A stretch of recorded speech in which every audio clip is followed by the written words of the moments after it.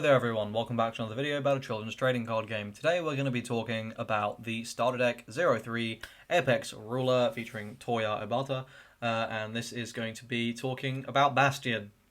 One of the widely regarded to be the strongest deck in Set 1 format. Don't know if I necessarily agree, but I certainly think it's up there.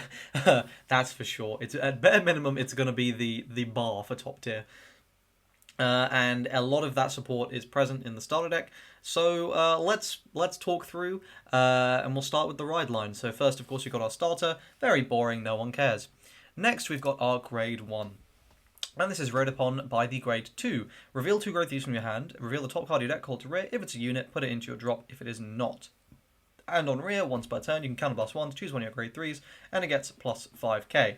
So, starting with that second skill, whether or not that's valuable at all is entirely going to come down to how counterblast heavy the deck is. I'm reasonably sure it's quite counterblast heavy, so I don't know that you would ever really want to be using that counterblast on this. Returning to the first skill, this deck typically does not play a large number of orders. Now, there is a very powerful order in this start deck, and of course we'll talk to that near the end when we get to that.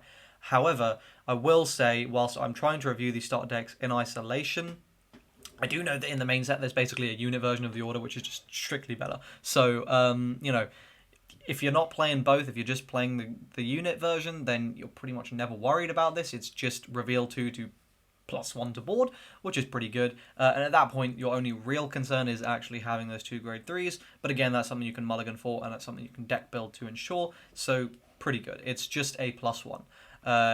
Which is nice. You can use it for rush, or you can just use it to help build your board, keep it in the back, just chill. It's a pretty good skill.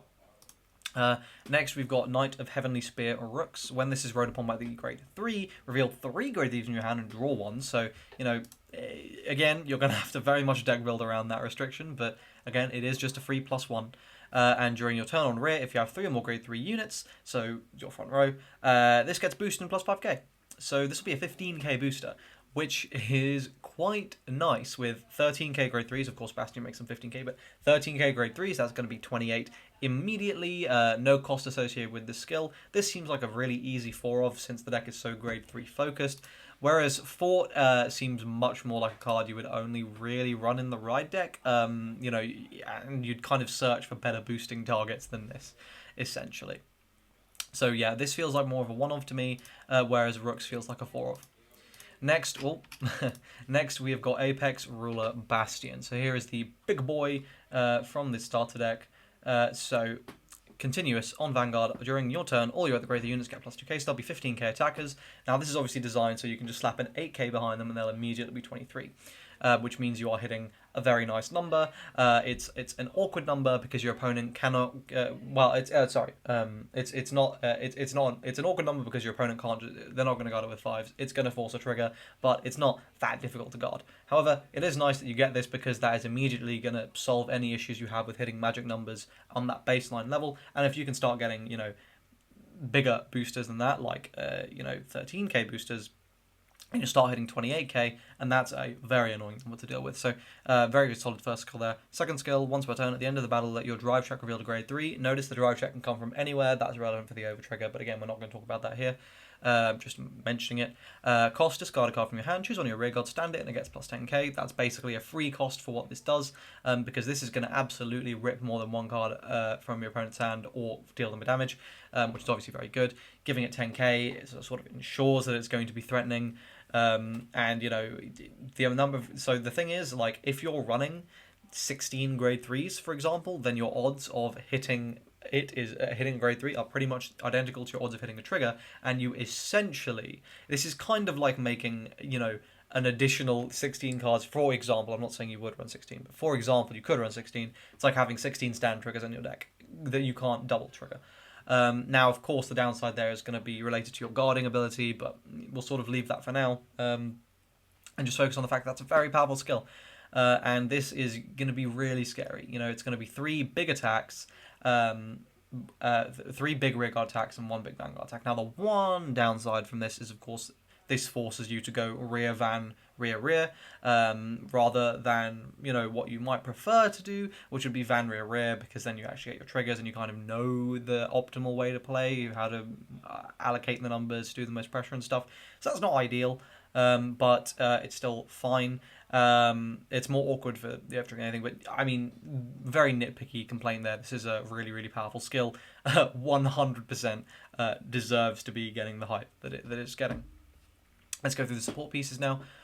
First, we've got Vehement Witch Romana. When this is attacks, Cannon Blast 1, it gets 5k into the end of the battle, so it'll be 18k on its own, or 20k with Bastion, so it'll be 28 with an 8k booster. But again, Cannon Blast 1, this deck does use Counter Blast, you know, not from the Vanguard, but from other very powerful skills. So whilst in the start deck, this probably seems okay, and this is probably usable, I think outside of the start deck, you're not going to want to use this card. It'll just be a vanilla, because you're very, very rarely going to have the resources to just do this and not care. Next, you've got Knight of Broadaxe Fluke. You can put this into your soul, choose one of your grade 3s and give it plus 10k. That's okay. But again, you sort of need to, like, yeah, okay, so this is going to give you a soul. So this is kind of like, you're just putting, like, if you're just trying to buff your grade 3 count, you get a vanilla in here that can give you a soul and buff another grade 3. If you're running enough grade 3s that, you know, you're consistently able to just go, yeah, fine, I'll take this neg from hand to buff one of my columns and make it really scary. And this seems pretty decent.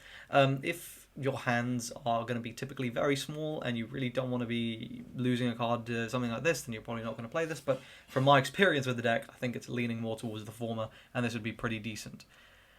Next, we've got Shadow Bow Archer Lysana. This is a 8k vanilla, so it is garbage. Next, we've got Platinum Wolf. So this is an 8k vanilla, but Soul Blast 2 to give it plus 5k, which immediately means it's more valuable because this deck basically doesn't Soul Blast.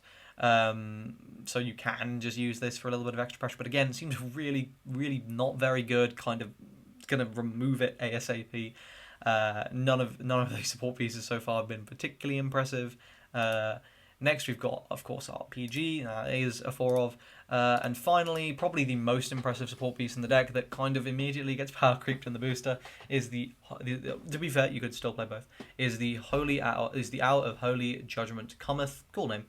Play this with cost Counterblast 2. Hefty, but it's draw 2 and give one of your units plus 5k.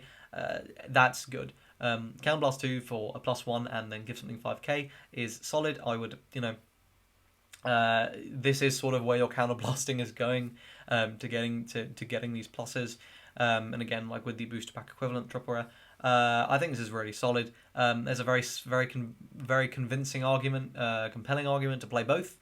Personally, I haven't tested enough to make a determination one way or the other, but I have seen that this is, you know, a strong card.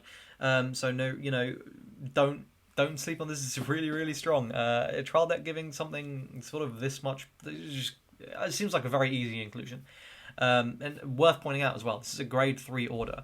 And if you look at Bastion, it says your drive check reveals a grade 3. It doesn't say grade 3 unit, it just says grade 3. So grade 3 orders will also trigger this. The only thing you're concerned about the order sort of messing up is going to be you reveal 2 and you just reveal an order, so it does nothing.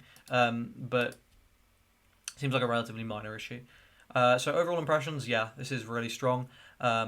You've got, I think, like the previous start decks, it's primarily cards that are going to get replaced, but there are, again, very powerful tools in here, in particular the grade 3s. The grade 3, of course, the grade 2 looks particularly strong. The order is really, really nice. So yeah, lots and lots of, even Broadaxe Refluke, he's not bad. So there we go. If you found this video useful, if you did, I hope you found this video useful. If you did, like the video, subscribe to the channel for more Vanguard content. Yeah, I'll see you guys for the next review, which will be on Magnolia. Cheers.